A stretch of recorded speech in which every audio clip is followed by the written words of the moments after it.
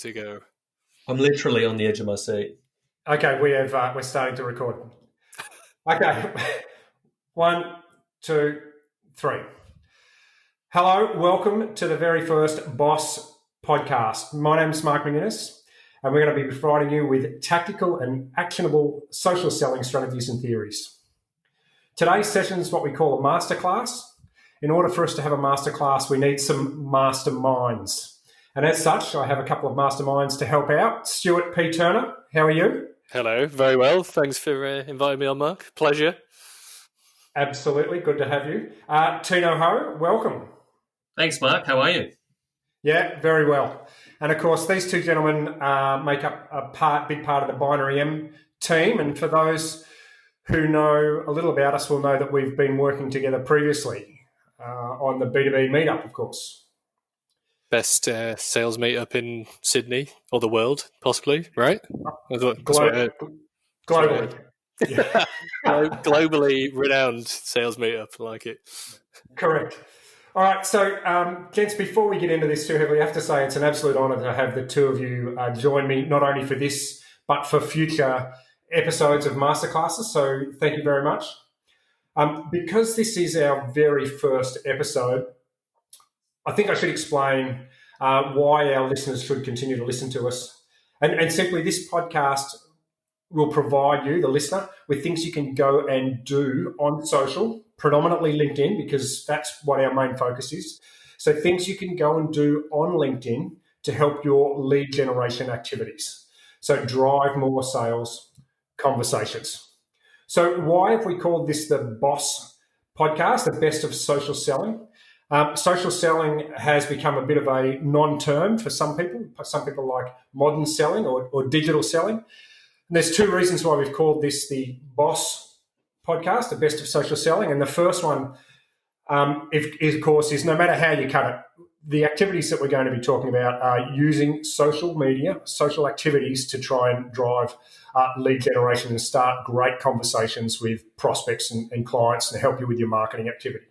And the second reason, of course, is that the BOSS, B-O-S-S, Best of Social Selling, was the awards that LinkedIn ran in 2014 through to 2016. And John Dugan and I were successful in winning the Best of Social Selling in Australia awards, the number one LinkedIn ranked person on LinkedIn for 2015 and 2016. And we became first and second in 2015. So it just made sense that we used the BOSS podcast, but for the name of this podcast. See what we did there, Mark. Like it.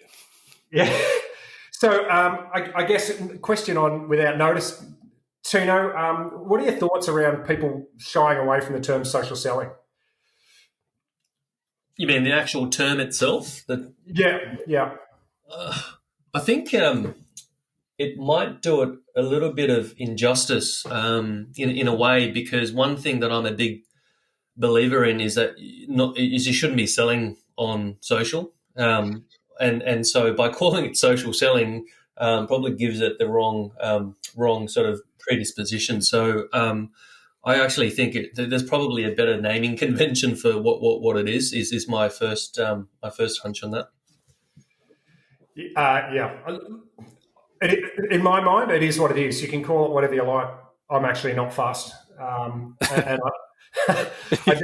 What do you think, Stuart? Well, I was just laughing because I agree. I think it's another classic. Like, just call something a thing so you can talk about it, even though it's the thing that everyone was doing before.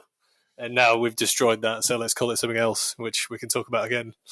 So and I guess the best of modern selling would just mean bombs, right? So that's not nowhere near as good as Boss. Yeah, not quite as catchy.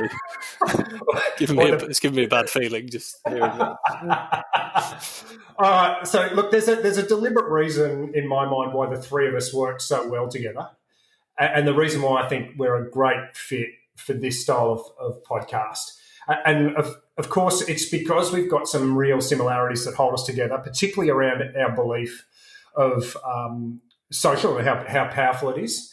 But I actually think the real value also is where we differentiate ourselves. So we've got some really nice differences, and when we join those together, or different skill sets. I'm learning a lot already on this podcast. This is brilliant. But when we load them together, I think we create a great team. So, Stuart, I see you as a social tech, martech guru, absolutely someone who understands very clearly all the technical aspects of how social works. You know how things work and how to get them to work when they're broken, which I think is really cool. And you've got a strong focus on customer experience and user experience. So I guess I'd ask, how do you plead to those charges, Stuart? First, thanks for the compliments, Mark. It's appreciated. So cheers. Yeah, I think. Yes, I guess I do take some umbrage at being referred to as a guru, but I'll let that one slide for now. I don't know. I think I've been having an accidental career on the internet. I've seen quite a few social things occur, and this is probably like the third time I've specialised in social in various different jobs. So I don't know. It just brings together a lot of things I quite like that you called out. There's like loads of tools and technology being developed. It's like weird people interaction, which is always quite fun in environments that they're not very familiar with sometimes. And it mixes together the art and the science basically in a fun combination. Guilty, yeah. I guess. Guilty, yeah. I just think you're the tech guy. Oh, thanks. Sounds less exciting. When anything's broken, I just call Stuart. Brilliant. Yeah. That's good to know. Good to know. Absolutely, and the other side of the partnership, if you like, is Tino. So Tino's very sharp marketing brain, socially active, B2B thought leader, especially in the B2B social and content strategy space. I know you've done lots of really clever content like videos, interviews, all those sorts of things. You've built out a really nice marketing business which uses social as its primary driver of revenue. So you're super experienced and certainly deserve to be on the Masterclass. Have I missed anything there, Tino? Well, that sounds like a pretty comprehensive list. Thanks for the kind words, Mark. Fresh haircut as well. That was fresh. That's new. Fresh fade. Nice. So, Tino, can I get you to just give us a quick rundown, or give the listeners a quick rundown on maybe BinaryM and what you guys get up to? Yeah, sure. So I'll just bit of background on myself. I've got a different background to most of all of you, but again, yes, a complementary one as well, all of that. But I've spent probably the majority of my career before we started BinaryM in fintech, and I was employee number 8 at a business called OFX, which is a fintech payments business, and as employee number 8, spent 10 years there and sort of listed on the stock exchange over a period of 10 years. So really had sort of an interesting ride there. And I've taken a lot of the learnings from there and embedded them in the proposition that we have at BinaryM. And by the way, we're changing our name next month. So BinaryM soon to become the Social Revolution.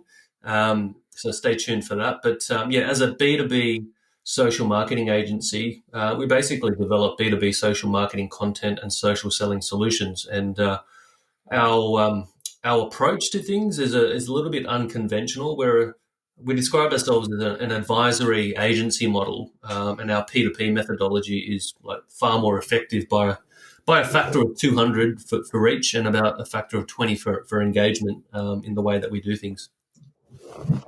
Spoken like a true marketer. So in short, so Tino's the marketing guy, Stuart's the tech guy, I'm the sales guy. Is that right? That sounds about right, I reckon. We'll run with that. Much shorter intro, right there. All right, so let's jump into what people really want to know, and that's the very first episode is what should you be doing on social during the COVID lockdown. So the first thing I want us to do is share one power strategy, something that people can do right now, and then we're going to break out. We'll do one big strategy that people can be doing right now, preferably something that's a little less known, not so well known, and then we'll share 3 more strategies that are a little bit more foundational.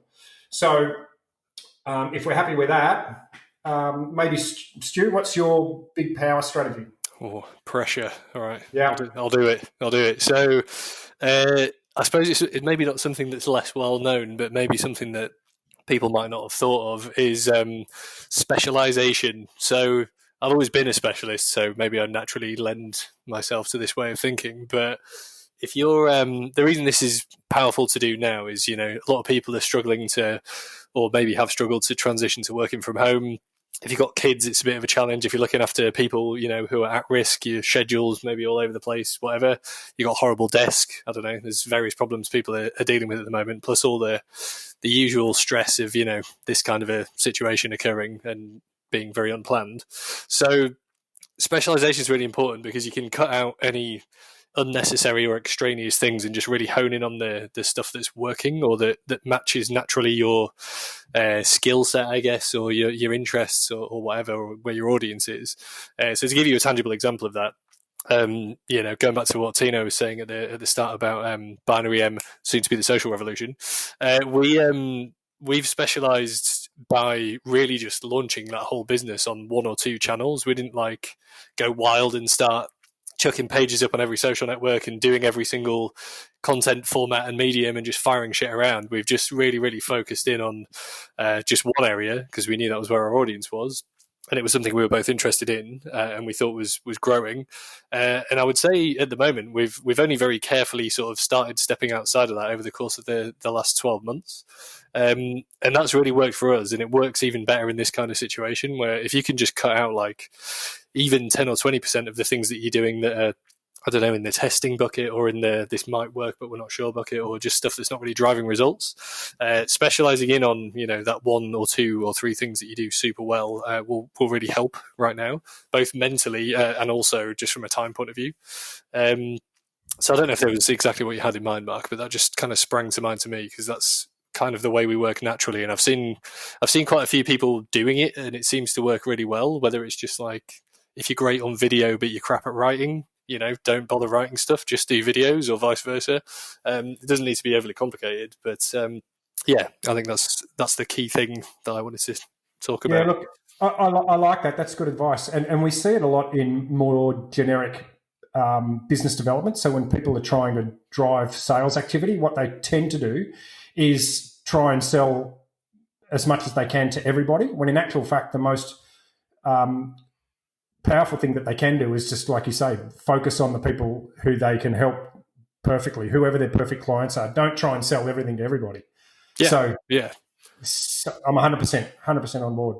Yeah, totally. And I think, the conversation that I've seen, which is, I think has been very positive about this, is the whole, there was a bit about it pre-COVID, was the whole, sort of mental health kind of awareness sort of situation that's been, I think, higher in the, maybe the public consciousness than it was before. And just, the need to reduce the amount of things that are just being, you're putting in your brain effectively to try and, I don't know, bring your life back under control. So this is a really easy way you can do it professionally, which I think possibly people overlook, or they feel like it isn't something that they can do. But I feel like it is something you can. And as you say, it generates you better results. Nice. Tino, what's your power strategy?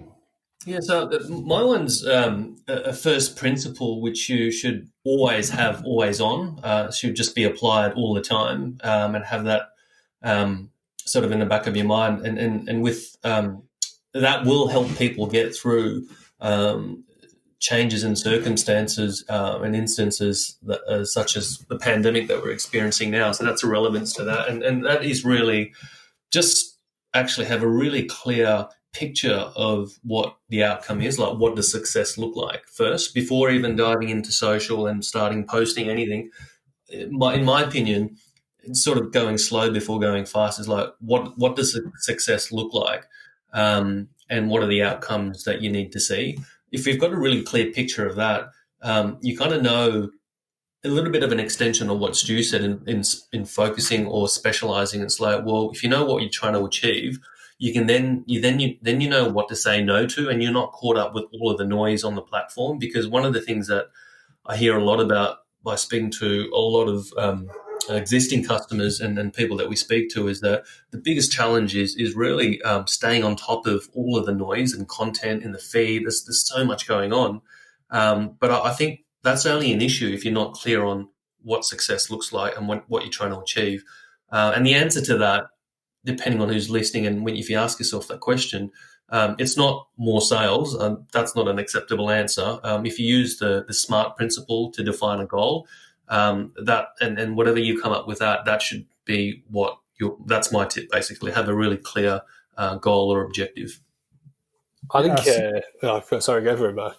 I was just going to test Tino on his SMART goals. Does he know what the SMART stands for? All right, go on then. Now that's pretty good. Specific, measurable, achievable, realistic, and time-based. Oh, very nice. Yeah. I didn't think Google worked that fast. I reckon he's got it printed out there in front of him. I quickly Googled it. Yeah, I was just going to say, actually, I think there's something else that you always talk about that I think is pretty valuable that people overlook as well, Tino, that's leading indicators towards things as well. Because I think a lot of people setting SMART goals obviously is like super important, but then if you don't really see if you're not seeing immediate progress, like a lot of goals can be quite long term. There's often, I think, as you often talk about, like leading indicators towards whether you're going to achieve your goal or not. And there's a lot of easy stuff, like social obviously lends itself very easily to measuring those things, where you can get a really good gauge of like response if you're posting things and people are like, what is this person talking about? This is rubbish. Right. It gives you very fast response. It's like a really good sort of testing ground for whether you're demonstrating any kind of useful progress or not, which is one of the other fun things about, I think, specialising in social. It's just like it's a bit easier from that point of view than some other channels and activities that you could be engaged in. Yeah. Yeah, I'm always going to look for the easy way out. I can tell you that right now. Path of least resistance, Mark. So my power strategy is something much easier for people to actually go and do today, and that is simply go and look at as many of your ideal customers' profiles today as you can. And I would suggest that make it a habit that every day go and look at 50 of your ideal clients' profiles. Now, there's a bunch of things that we probably should do, before we start doing this and to make this a little bit more effective. But if you needed to do something right now to try and start conversations, I'm a big fan. Just go and start looking at a whole bunch of profiles, because that's going to give you the opportunity to start having conversations. So if you look at people's profile and you've got a profile that is aligned with what they need, chances are they're going to look back at your profile, and then that gives you an opportunity to say, "Hey, I see we've crossed paths." There's a myriad of ways that you could start a conversation, but it's a really easy way for you to just start doing something that might bring you some activity, and certainly bring you some connections. That's for sure. I reckon that's a missed opportunity. I hear a lot of people say, "Oh, if someone used my profile," most people just leave it. But that's a good data point to view their profile back and start a conversation. To your point, Mark, it's a bit like going to a networking event and you're sort of eyeballing someone across the room.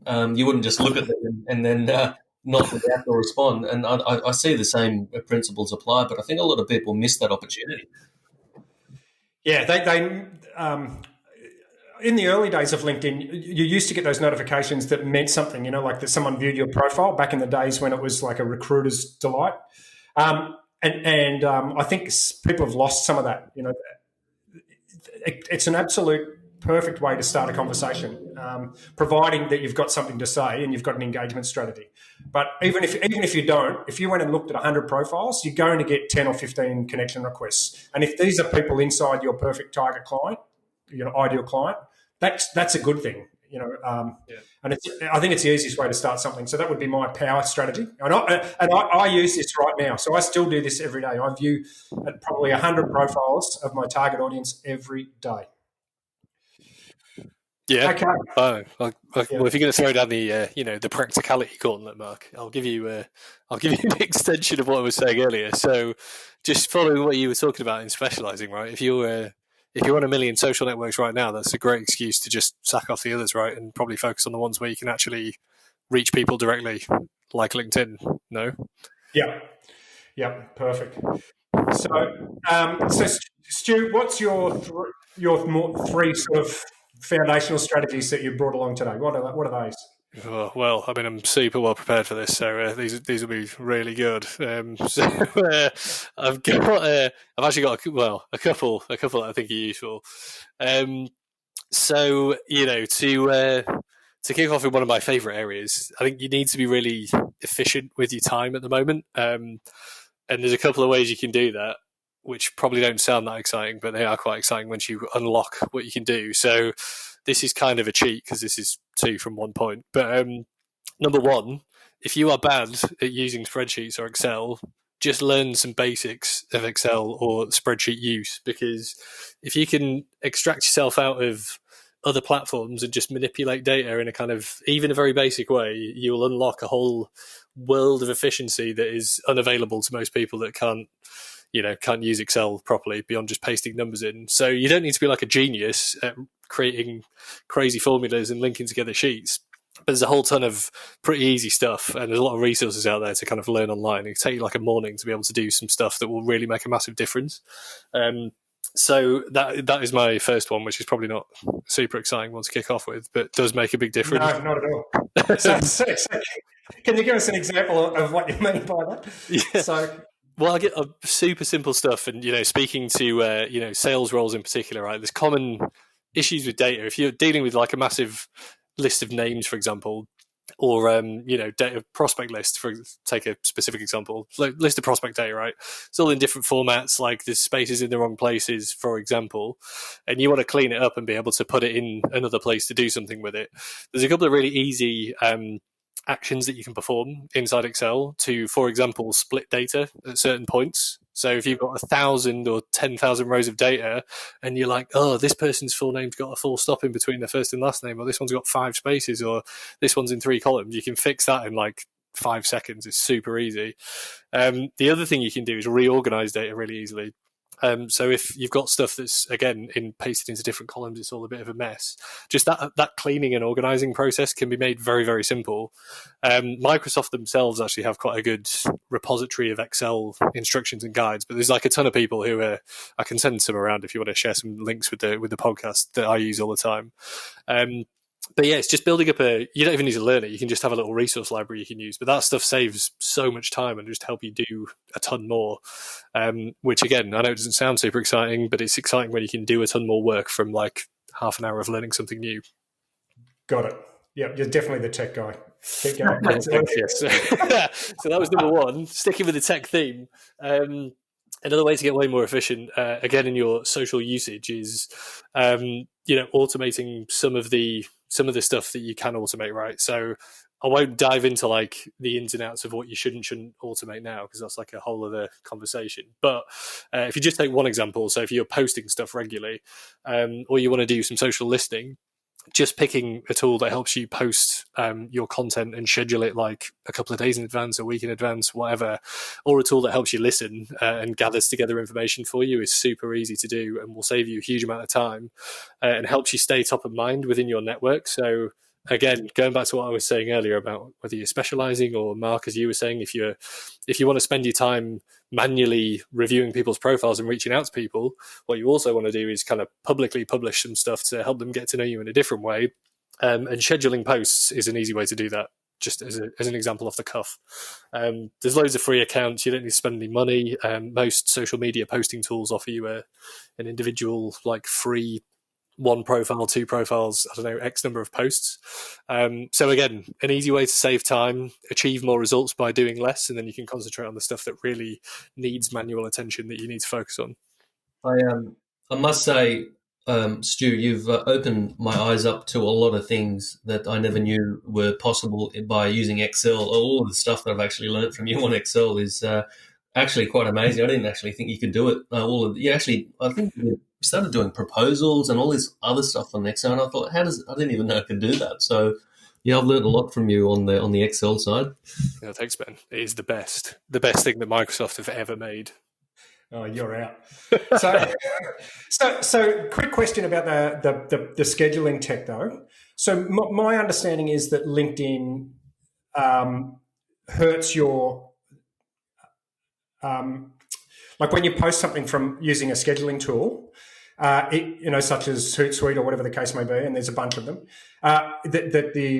you don't get the same level of engagement. They don't push it as far into your feed. What's your thought process around that, Stuart? Have I just been fed a lie, or no? I think this again is one of the things that I think is quite fun about being in social is you need to to that point you do need to understand the ins and outs of the algorithm and where a network's going and all that other blah, right? So from my own playing around, I would say that is anecdotally true. I haven't read anything that's verified that or not, just to be clear. But I think there's probably things that you could do. And again, Mark, I guess this depends on what you're trying to achieve, right? So if you're trying to drive maximum engagement and reach from posts, then there's other things that you would need to do around having something scheduled. And you want to consider whether you're just posting it from your own profile or if you're going to republish it from a company page if you have one. Are you going to put any media money behind it to boost it to a wider audience? There's a ton of other things that you can do once you've got that basic stuff scheduled, but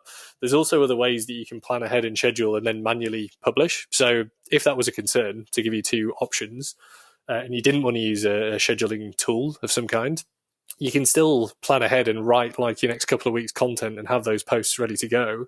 And then just, you can act as the tool yourself, which I'm not saying you do or are, but you can. And then, you can be like, right, well, I've got 8 posts scheduled now. So you get them all banged out in one go when you're in the zone. You got a couple of weeks content ready to go, and then you just need to schedule time yourself to go in and publish them. And then, if you do find that that's an issue and you find manually publishing works, you're adopting the same process. It's just the process is the more important thing, I guess, rather than the technology solution. So again, it's just about being efficient with your time and not doing everything 2 minutes before you need it, because that's not a very efficient way to work, and it doesn't help you create a very sort of compelling, story or well thought out approach to publishing. So I understand exactly what you're saying. So is that your 2 or 3? Well, that was 2, but you can count them as 3 if you want. So what was my third? Oh wait, no. So my third one was more of a general tip, but I just think being sensitive to the current situation is quite important. Obviously, at the moment, without endlessly banging on about the fact that coronavirus is happening, because I think everyone's a bit sick of hearing, just that, oh my God, there's a virus and it's terrible, because yes, it is, and there is one. But what I mean by this is it's still kind of business as usual, but also sort of not business as usual. But you don't want to over egg the pudding and pretend I think Naomi was watching The Project the other night, and they were ripping it out of the CEO of Woolworths, who's apparently, sending out, in inverted commas, emails to all their customers about the amazing offers and all this stuff they're doing, and it just comes across as really inauthentic and a bit weird. Why would you receive an email from the CEO of Woolworths about whether they've got toilet paper back in stock or whatever it was? So that is just probably a bad thing to do. Whereas if you're reaching out and you're just acknowledging what's going on, but if you're the kind of business that should still be doing business, that's fine. I just think I think everyone just had a bit of a weird freak out and was suddenly trying to jump on the virus bandwagon and be like, oh no, we're doing everything we can to help, and if there's anything we can do that's totally outside of what our normal business does, then we'll do it. And you're like, well, you won't, will you? Just don't be a dick, basically. Just do your job normally, but just acknowledge what's happening and try and be sensitive to the fact there's been a fair bit of disruption. That's a bit of a long-winded way of saying that, but you get the gist, right? Yeah, I do. Right. Well, Tino, what are your 3 tips for our listeners?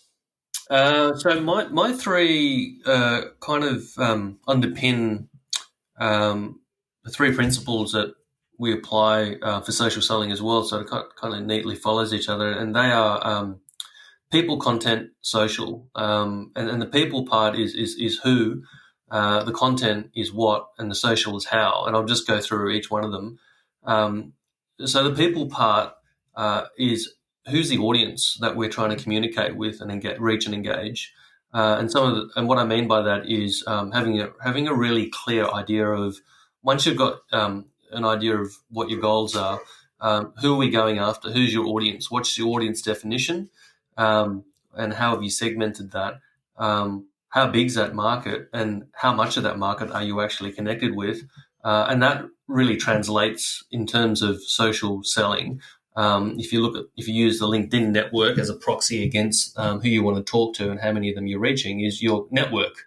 And I know that's something you talk about a lot as well, Mark, in terms of having the right connections rather than just more connections, but really having a very targeted and focused, high quality network is really important. And I think getting that right first is almost mission critical from my point of view, because if you're not connected to the right people, everything else you do after that in terms of posting content, communicating, engaging, it's just going to fall on the wrong set of eyes. You're going to reach the wrong people, and everything else you do after that almost is not a very good use of your time, or you sort of wasted effort in a way. So tip number one is really understand who your audience is and go after that audience and grow your network against that in a very targeted way. Yep. The second one is content, and that is really what are you saying to that audience, and that is another way to look at that is what content are you publishing? What are you saying? And one of the things that, if I just revert back to what Stu said, in being in the current environment, being sensitive to the fact of what's going on and making sure that the message to market and what you're communicating through the content, through your feed and through private messaging is in line with what should and shouldn't be said in the context of what's going on as well. So having a bit of a plan around what's been said and making that clear as well. And I think if you sort of have that thought out and already built out, the job's a bit easier on a day-to-day basis rather than sort of scrambling at the last minute and just posting up stuff and just following the bandwagon around what everyone else is saying. I think if you've got a very clear idea of what's your message to market, how do you want to build your reputation on social, and that will help shape what you say on the network, what type of content you should be publishing as well. So knowing what to say is, I think, my second tip. Yeah, and it's actually quite a lot harder than what people think it is. I know I have a social strategy, but I often find myself writing half of a blog post about something that's not aligned, and it's only when I get halfway through it I'm like, okay, so what's my call to action going to be? Oh, hang on, I actually shouldn't be talking about this at all. Yeah. I think that's funny you say that, actually, because that is the silent killer on any social network is distraction. When you start writing a big riposte to somebody and then are like, why do I even fucking care what this person's saying? It's like, just ignore it. I've wasted so much time doing the same thing, right? Why even bother? Just going to start a comment argument that I've got no real, vested interest in pursuing. But it's easy to, get sucked in.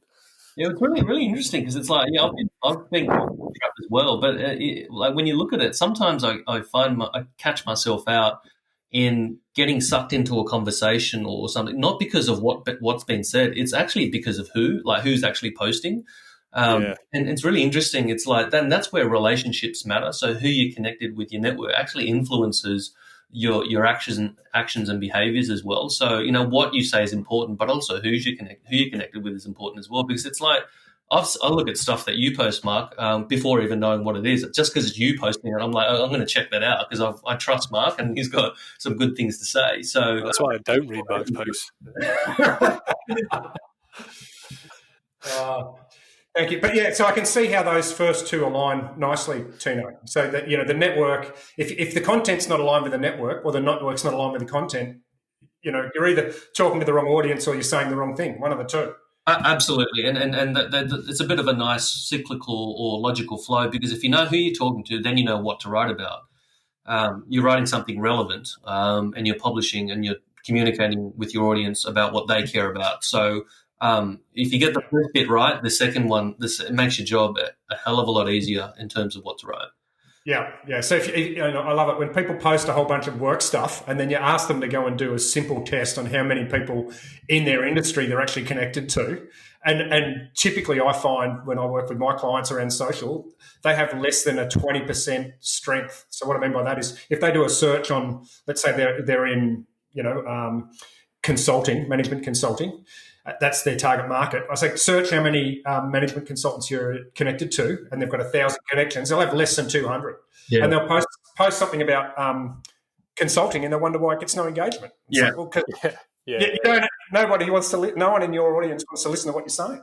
Yeah, totally. I've lost count of how many conversations where we've identified that that's a huge gap in terms of audience reach. Like everyone's saying, oh, they put a lot of time and effort into it, but the first thing they haven't even checked is like, are you actually even reaching the right audience, and how much of the market are you actually connected with? And most often than not, to your point, they're just like not even 20% of the audience that they're even connected with. So it's a huge gap, and that's overlooked. I think what you guys are talking about is pretty interesting there, though, because you're like, this to me is one of the big distinctions between ingrained social media kind of behavior or mentality from people who've grown up with it or, became big when they were younger on the consumer side, and where like business to business or professional use, if you want to call it that, is going. Because like the as you say, the biggest problem is people don't intentionally build their network. But I think that is driven from the fact that social media originally was a purely social tool where you like connect with your friends. You remember when Facebook became big, right? It was like connect with your mates, share loads of embarrassing pictures of what's been going on, have affairs with people in a lot of circles, apparently, just random, more personal stuff that should be going on. Whereas now, LinkedIn's like really pushing away from that to be a business social network. And I think people struggle to understand the difference in behavior between the two. Well, this is where we go right back to the start of the podcast. This is why it should be called social selling, not social friendly. Yeah.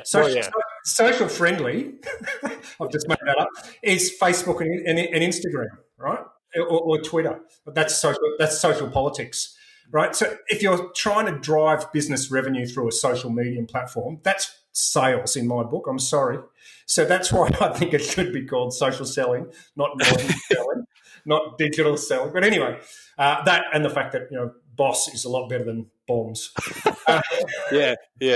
I mean, I agree. I mean, I wouldn't necessarily agree with purely the sales, but I agree with your line of thinking, Mark. Yeah, I think it's hard for people to step out of that whole, oh yeah, you're not just connecting with your mates to, oh no, I'm actually going to use this as a business tool, just like you would, a CRM, or like, if you go, depending on how far you go back, like your, what do salespeople have? The black book, is that what they used to get paid for? To have the Rolodex. The Rolodex. That was it. The Rolodex.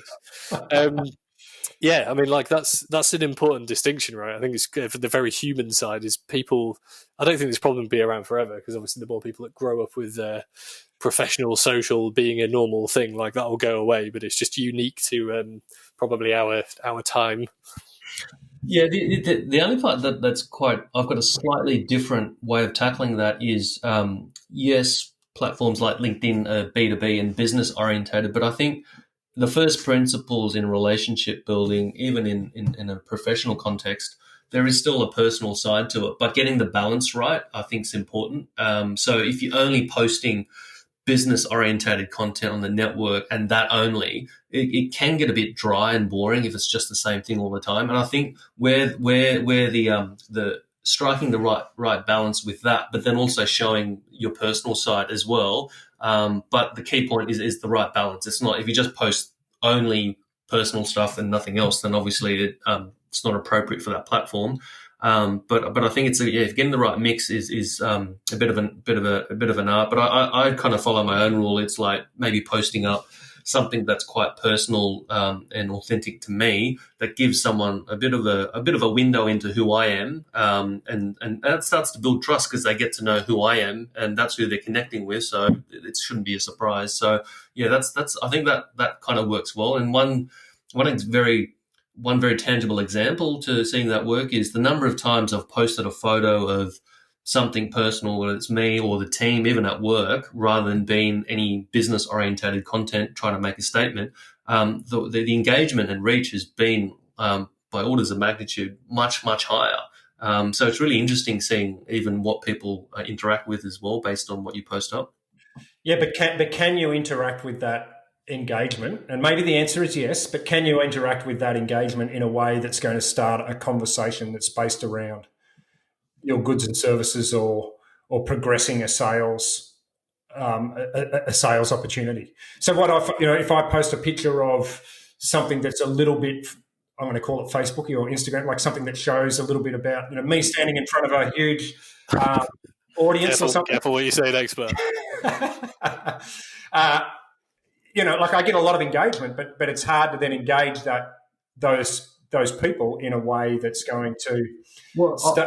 And so I'm not saying it's not important. I'm just saying you can't. Yeah.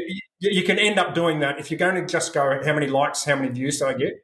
You can easily end up in a situation where you're constantly posting that stuff, and none of that is going to end up putting money on your food on your table. I'll give you an analogy which I think will answer that question. Is if you think about a husband and wife or boyfriend girlfriend relationship, building trust while you're dating before you get married or they propose to you.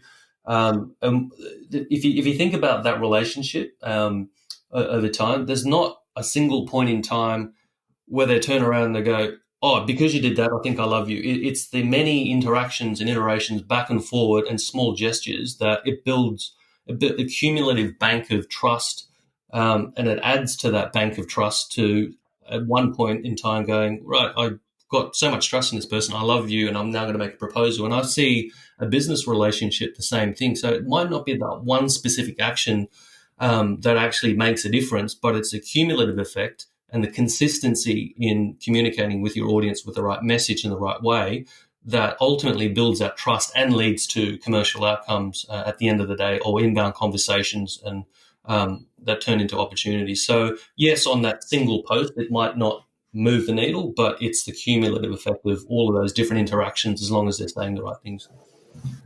Yeah, look, I 100% agree. But I guess what I was saying was that some people just post that type of activity into a network that is full of friends and then wonder why they can't bridge across. So, look, guys, we've been on for a while, and I don't want this to be a 2-hour podcast on our first one. No one will listen. So, Tino, have you given your third strategy yet? I'll do the compressed version of the third, and that is how, and this follows the what you're going to say to your audience is, and the how is the social on the network is how are you going to communicate what you're going to say, i.e. the content and the messaging, and that is really about specific social selling interactions. Like tagging, posting, commenting, how often do you say it, joining groups. So it's the tactics of specifically how you're going to generate engagement and build relationships. And there's a whole array of things you can do there. So, that's my third tip. Lovely. Okay, so I'm not going to give 3 because then, we'd be here forever. But the easy way, or the thing that I think people should take away that they could think about is, what can you pay forward now on social that you can call back later? And what I mean by that is how can you build up like a sense of obligation? And it might be something as simple as if you get onto LinkedIn and like lots of content, start great conversations, get involved in conversations, introduce people to other people. Even if you don't have your content designed fully yet, if you don't have your profile designed. So all these things that we've talked about are absolutely great things to do. But if you start being interactive and paying it forward, then people are going to naturally want to like your content, reshare it, comment, and it'll be easy for you to start those conversations. And I think what people are looking for right now is a way to be able to take, social activity and drive that into a business type conversation. And I think people underplay that sense of obligation when you're interacting with them on social. Yeah, I think I have a bit of a.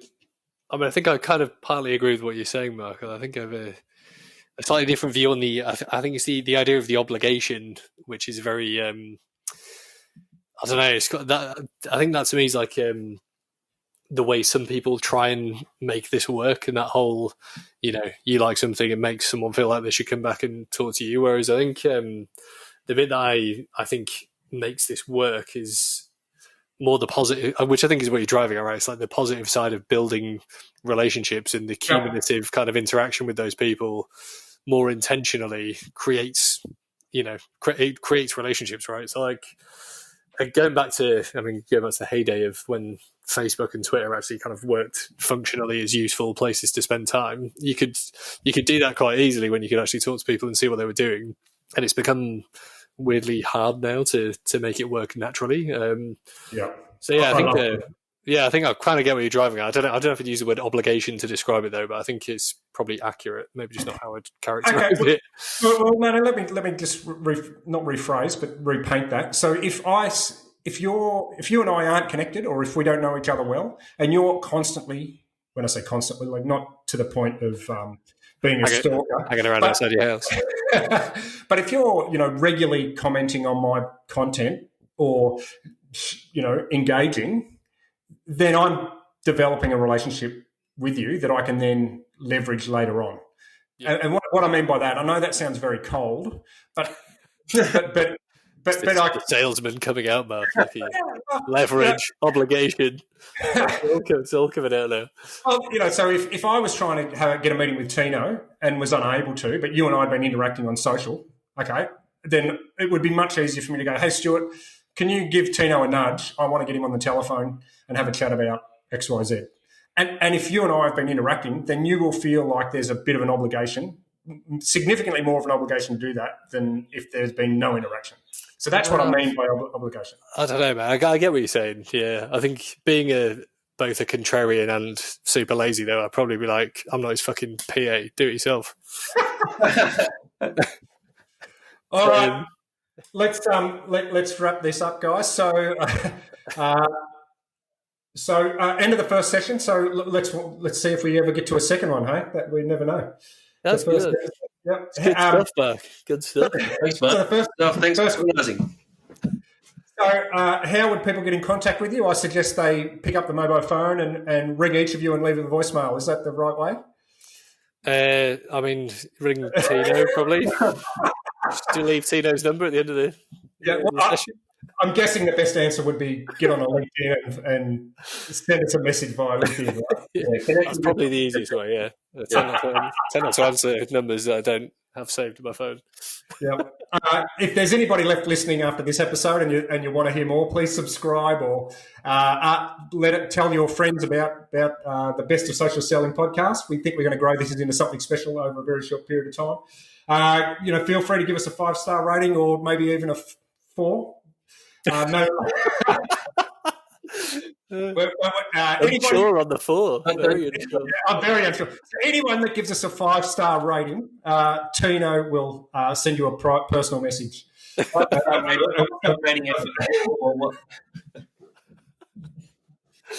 Okay, so look, Tino, Stuart, thanks very much for coming on for the first episode. It was actually fun. That was pretty good value. Thank you very much. It's surprisingly fun. That's my review. 3.5 stars. All right, kids. Thanks very much. Cheers, Mark. Cheers. Thanks.